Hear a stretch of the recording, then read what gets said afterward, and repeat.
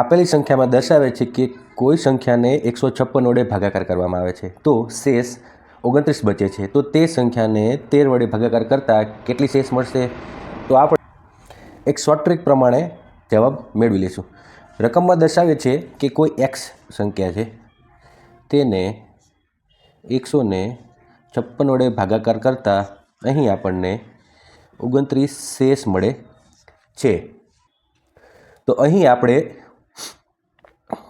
વધેલા શેષને 13 વડે ભાગાકાર કરીશું. 13 દુ 26, આપણને શેષ 3 વધશે. તો આપણો રાઈટ આન્સર રહેશે શેષ 3. આન્સર છે સી. રકમમાં દર્શાવ્યા પ્રમાણે એવી કઈ સંખ્યા છે કે આપેલી સંખ્યામાં ઉમેરતા 11 વડે નિશેષ વિભાજન થઈ શકે? આપેલી સંખ્યા આપણને છે 80, 36 અને 42. મિત્રો, અહીં 11ના વિભાજનની ચાવીનો ઉપયોગ કરીશું તો બેકી સ્થાન પર આવેલા અંકોનો સરવાળો 8, 3 વત્તા 4. ત્યારબાદ એકી સ્થાન પર આવેલા અંકોનો સરવાળો 0, 6, 2. અહીં 8, 3, 11 ને 4 15 મળશે, 6 ને 2 8 મળશે.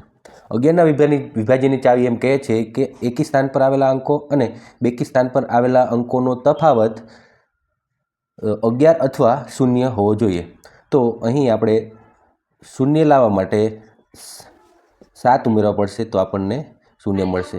તો આપેલા સંખ્યામાં 7 ઉમેરતા આપણને 11 વડે નિશેષ ભાગી શકાશે. તો આપણો રાઈટ આન્સર રહેશે સી 7.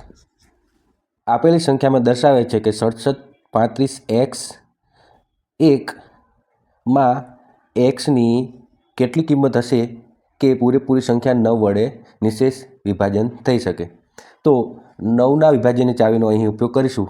તો 9ના વિભાજનની ચાવી કહે છે કે આપેલી સંખ્યા 6, 7, 3, 5 x1 આપેલી સંખ્યાના બધા અંકોનો સરવાળો 1 ને 5 6 ને 3, 9 ને 7 16 ને 6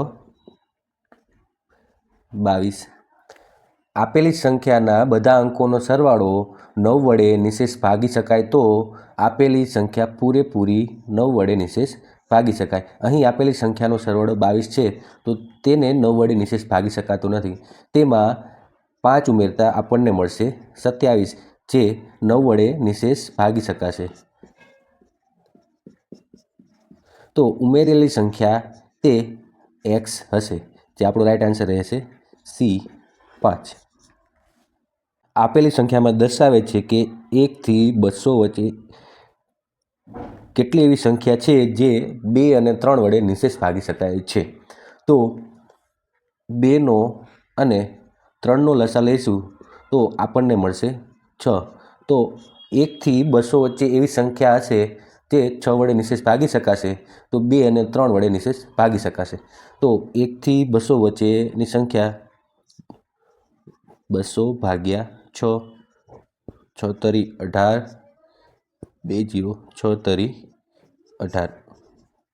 અહીં 33 એવી સંખ્યા મળશે કે 2 અને 3 વડે નિશેષ ભાગી શકાશે.